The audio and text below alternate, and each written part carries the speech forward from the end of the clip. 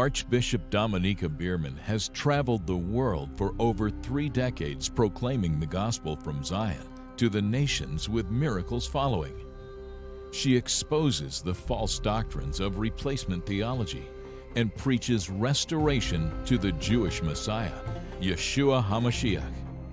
This is the revival of the third millennium.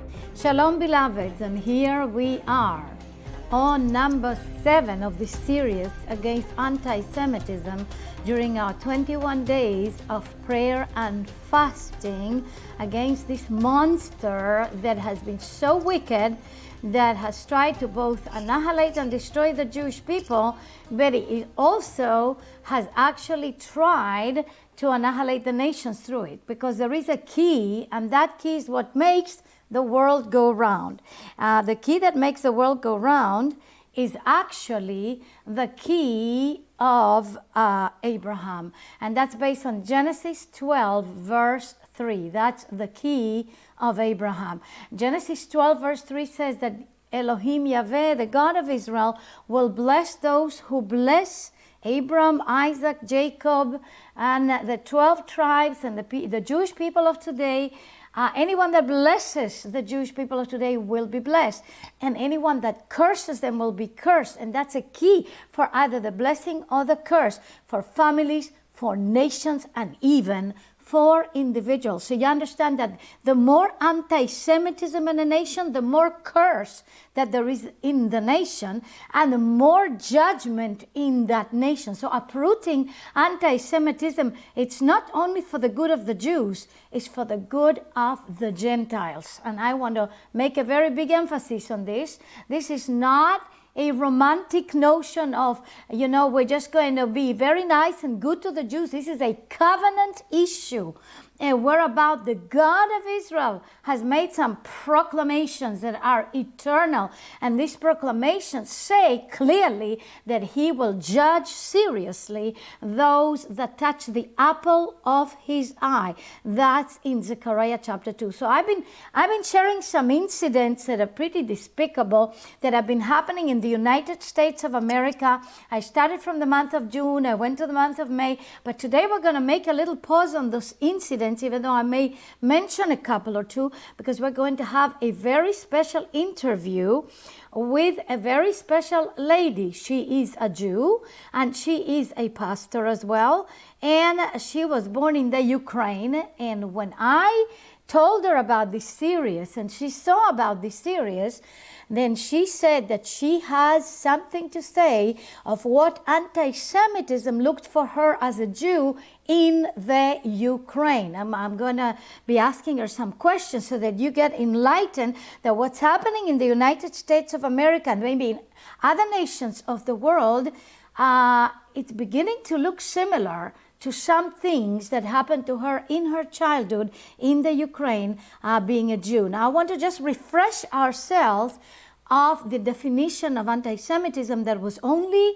coined in the 19th century. Until then, it was acceptable to hate the Jews, to be hostile, to persecute the Jews, to expel the Jews, to kill the Jews. It was not only acceptable, but encouraged throughout most of the church age from the 4th century until the 19th century.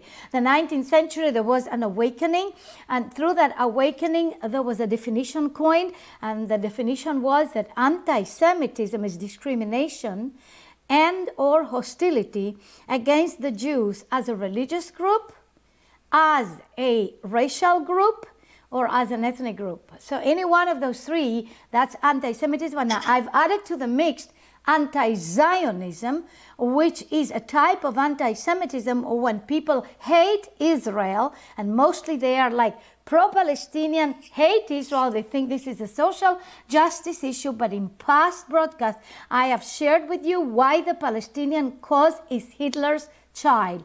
It's the fruit of a meeting between Hitler and the Grand Mufti of Jerusalem, that was Haj Amin el-Husseini, that met with Hitler in 1941, and they decided, Hitler agreed with him to raise up an army within the Holy Land, within the land of Israel, for the purpose of the executing of the final solution within the land. And anything that came out of it was the PLO, the Fatah, the Hezbollah, the Al-Qaeda, the Hamas, all of these mostly terror organizations, beloved ones, well, terror organizations really, they are the fruit of that meeting between a very cruel man, the Grand Mufti of Jerusalem, the biggest principality, big Muslim principality, and Hitler. And therefore I call it Hitler's child. This is a fruit of Hitler. And therefore you will see so many anti-Israel rallies, anti-Zionist rallies all over the United States of America, because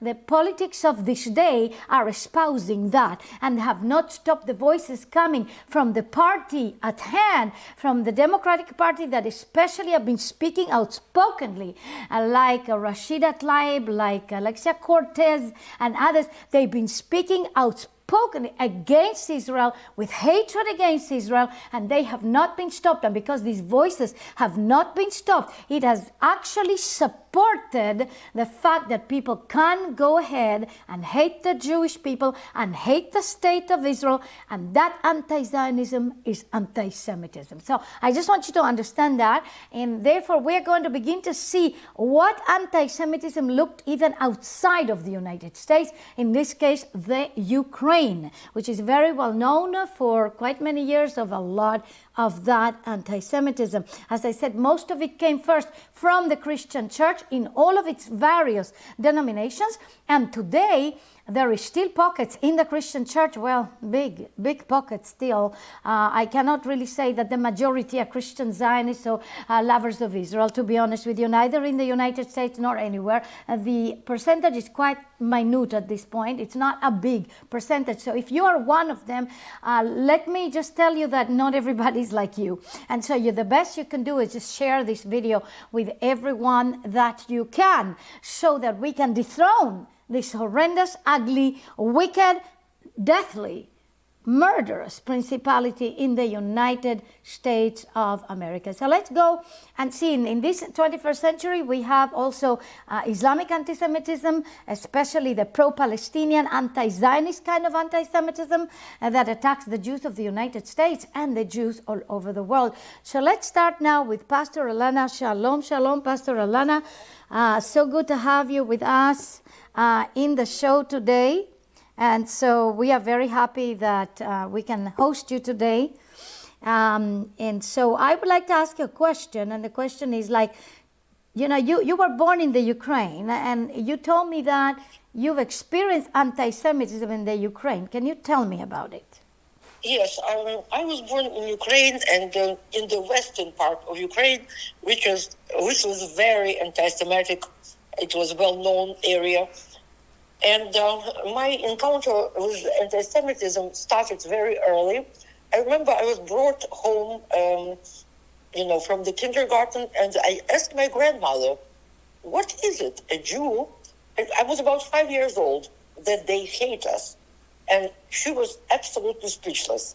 And so that was the first time when I experienced something I don't remember, but was dramatic enough that I asked this question. What age were you? Can you repeat that again? About 5 years old. 5 years old. Yes. My goodness. I asked my grandmother, what is it a Jew? What is it? Why they don't like us? She absolutely was lost for words. She didn't know what to say. Wow. Wow. Tell me, what did it look like for you? Like, did you have any, let's say, events that happened in your life that you can point and say, this was the behavior of the people that made me think that they hate us? Maybe you were a little bit older then, when you can remember. Well, yes.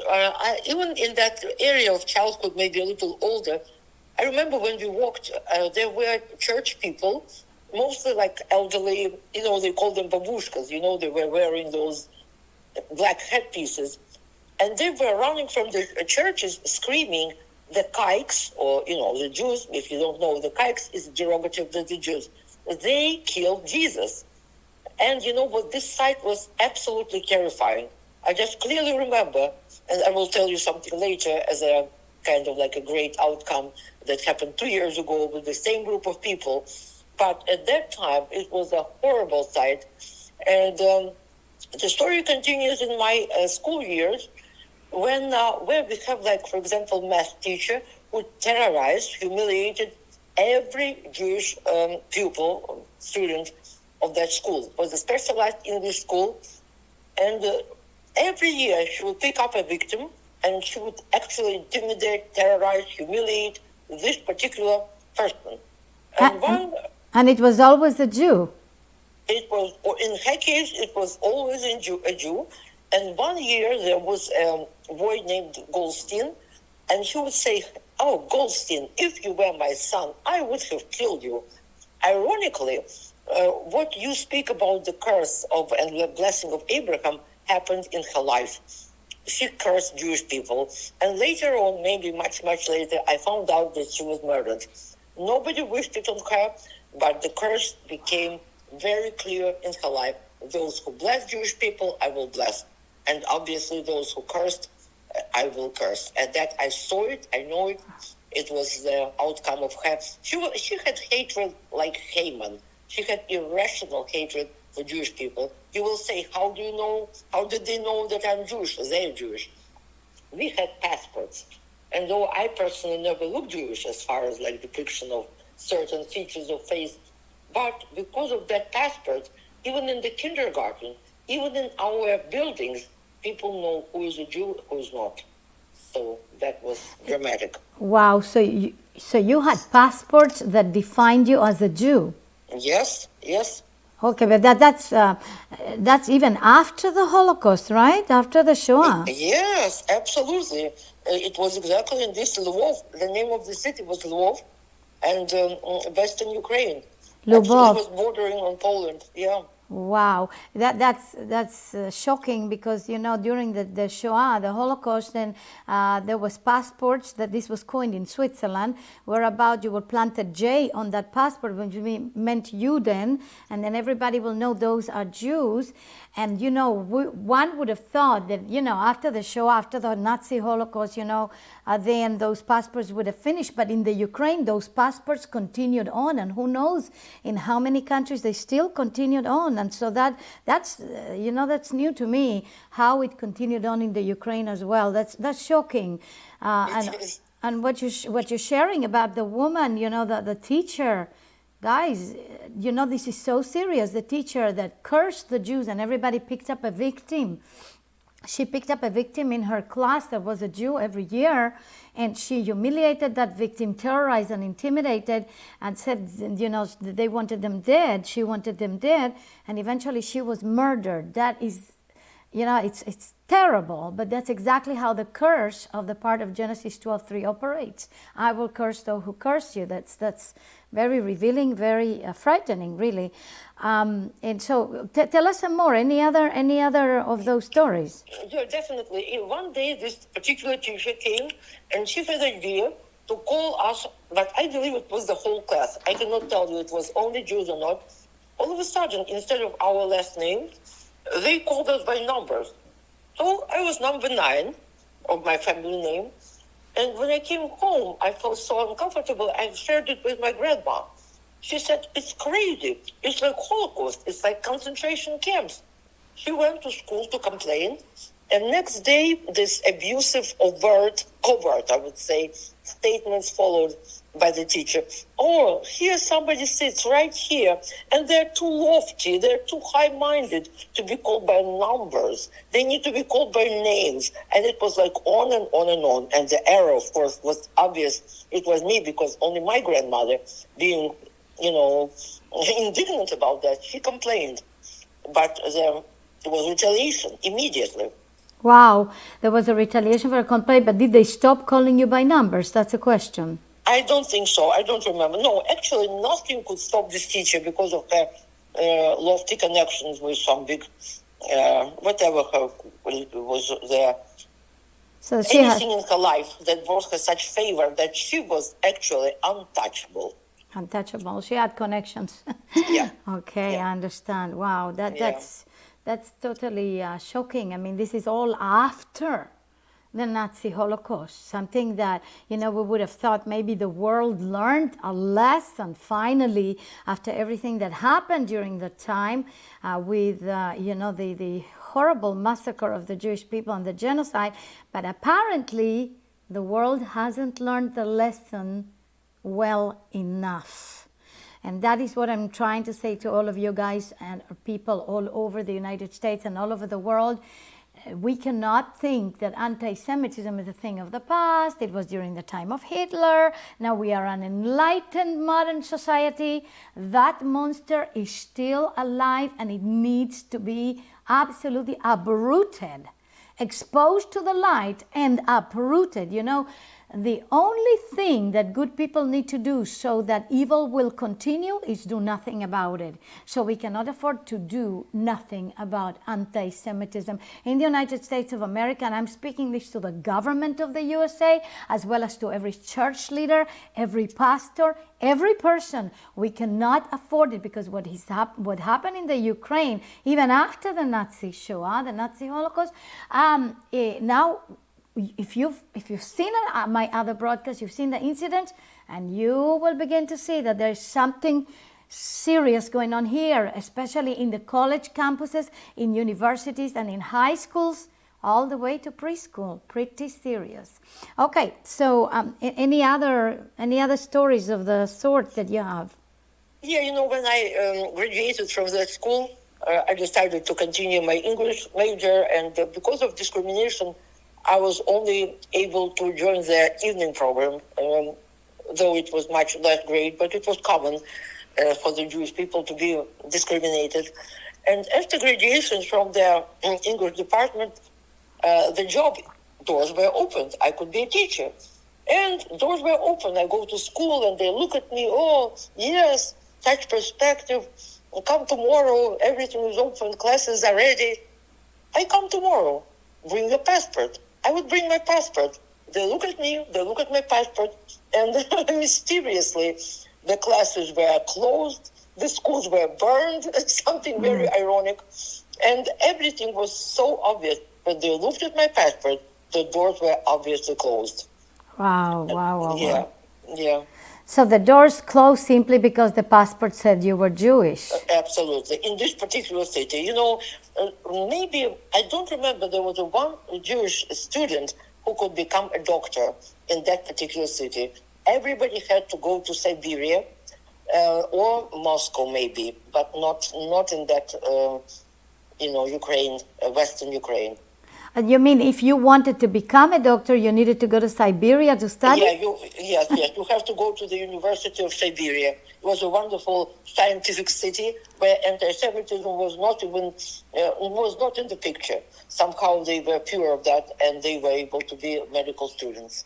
That's pretty interesting, because in Siberia there were many of what Russia, or the former Soviet Union called Jewish dissidents, because they tried to make aliyah or immigrate to Israel or assert themselves as a Jew in the Soviet Union society in Russia, and they would be sent, many of them, to Siberia to get to get their sentence in Siberia and be imprisoned there because it's so cold and a terrible weather. And you're saying that the only place where there wasn't anti-Semitism and they could study in the medical school, the Jews, was in Siberia. I find it very profound. But at the same time, I have to add that it was a specific city. It was like very new. It was called Novosibirsk.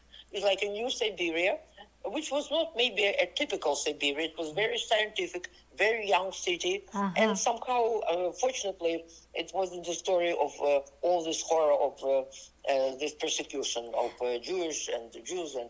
And what you're reminding me is the history in Miami, for example. I don't know if you know that, but in Miami, Florida, in the earlier years, I guess about the 30s or something like that, the Jews actually were not accepted, in the normal hospitals. So if they needed to go to a hospital, then they didn't accept neither what they called niggers or Jews, and they would actually put a sign even on the roads and say things like "No niggers or Jews allowed." That's in Miami, Florida, what happened is that the Jews then decided to, overcome this. And the way to overcome this is that they built the Mount Sinai Hospital that became the best hospital in Florida and maybe even in the United States, where the Jews were absolutely welcomed. But that kind of thing of not accepting Jews in universities or in hospitals and things like that, it was even in the United States, not in universities that I know, but in hospitals definitely, and roads were closed for the Jews as well. And so, this reminds me of that. And so technically a Jew could not really study whatever they wanted. Could they become part of, let's say, the government of Ukraine? At that time, I don't think so. No, probably there not. There were no Jews in the government, No, like in most of Europe. No. And so, this is very, very powerful what you're saying. If you got any other stories, go ahead, tell us. I want to tell you an interesting story, which was as an antidote of what happened.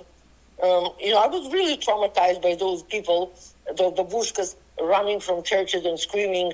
Those kikes, Jews, derogatory Jews, they killed our Jesus. But 2 years ago, I was on a missionary trip, and I was in the western Ukraine, in another city very near to Lvov, and the group of born-again, very grafted in people, they had Messianic congregation, and we were doing Shabbat service there. The leaders of that group were like maybe 30 years old, people who just so love the Jewish people, and they really, really love Torah, and they love everything. So all of a sudden, in the middle of the service, a group of those identical ladies come with black babushkas, and they enter the sanctuary, and I'm telling you, Archbishop, I froze. I really was terrified. I didn't know what to say and what to do. And in the middle of the worship, there was open heaven. And the leader of the service said, there's open heaven. Ask for anything you want.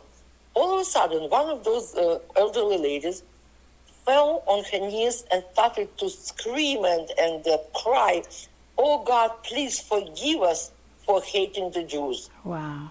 He said, before I ask anything, I ask you, God, please, I ask your forgiveness. And in several minutes, all those babushkas, they fell on their knees. It was just unforgettable.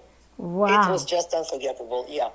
Wow, I got the chills just you talking about it. And I know, I was crying. I said, got yes. the chills of that, and I'm praying inside as you're talking, Lord, do it again, and do it all over the United States and all over the world, wherever there are these haters of the Jewish people, whether Christians or Muslims, fall upon them and let them fall upon their knees, Abba, and let there be an awakening, a tremendous awakening in the USA like that. And you know what? I want to mention something that happened to us. You mentioned about this. They fell on their knees. They actually were running in the streets in the past, coming out of their church services and screaming, "The Jews killed Christ," and with lots of hatred. It was terrifying because many Jews have been killed throughout the years by churchgoers and people that would run after,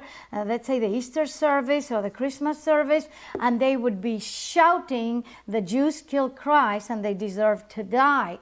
And we would think, well, maybe that is a thing of the past, but actually we attended and were part of a rally against anti-Semitism in Orlando, Florida. And that was organized by Justice for the Nations. I believe it's Lori Cardoza and other people. And we just joined that rally. We came with our shofars and we blew them there in that rally. And I remember that as the rally ended and we began to just sing and dance, praise songs and Israeli songs, and there were many Israelis among us in the audience, then all of a sudden the police just zeroed on us, and they began to close on us, like make a cordon of police to protect us, because these hooligans came from nowhere, and they came bearing a sign that said the Jews killed Christ, because they knew this was a Christian meeting that was pro-Israel and against anti-Semitism. And therefore they wrote there exactly the sentence that has touched most Christians throughout the generations from the 4th century and on.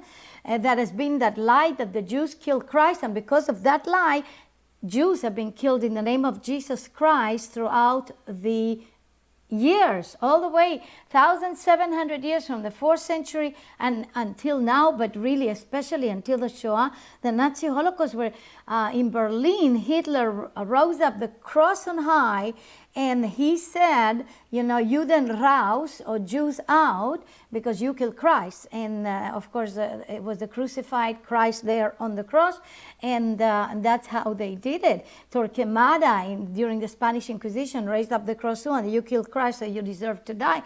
And that's been going on and on and on. I still remember that I led a tourist group in Israel where Christians came to study with me about the Jewish roots of the Christian faith. And I told them about this horrendous belief that because the Jews killed Christ, then they deserve to die. And many of the Christians that were born again, spirit-filled, charismatic, prophetic, and some of them were pastors and leaders, they repented right then and there, saying that that's what they had believed. And I'm talking about not many years ago, and they were American. So this kind of theology is still within the church. And I want to tell you something about this theology, you know, and this man that raised up the sign, and the Jews killed Christ, and the police had to cover and protect all of us because of that, is that Yeshua said that no one takes his life, but that he lays it down of his own accord, and that commandment he has received from the Father to lay down and to take it back again. But besides the point, it's a lie, and it's a lie because the Jews did not have any jurisdiction under the Roman Empire to execute the death penalty, and therefore the Romans are the ones that killed Christ. Or the Messiah, actually. Yeshua, the Messiah, was killed, crucified by the Romans that nailed him to the cross. And with gusto, they plucked his beard, they put a crown of thorns, they spat upon him, they mocked him. So how come that in no church they've said the Romans killed Christ, only the Jews killed Christ? Because there was a mob that had been hired by the apostate high priest that was paid to scream, crucify him. But the truth is that the Romans nailed him to the cross. So how about this? Why no church has ever said the Romans killed Christ, they deserve to die. Only the Jews killed Christ, they deserve to die. Anti-Semitism, which is discrimination, hostility against the Jews as a religious group, racial or ethnic group. You can see Pastor Alana has been sharing quite horrendous stories from the Ukraine, and we are about to finish the show, so we are going to have her for the next show as well. Pastor Alana, thank you for being with us. God bless you. You have much more to say, and we'll have you on the second show as well. Shalom, shalom, everyone, and make sure you share with everyone. To connect with us, write to info@kad-esh.org. or mail to 52 Tuscan Way, Suite 202-412, St. Augustine, Florida, 32092, USA. Or call us at 1-972-301-7087. We'd love to hear from you. And join us again next week. Shalom.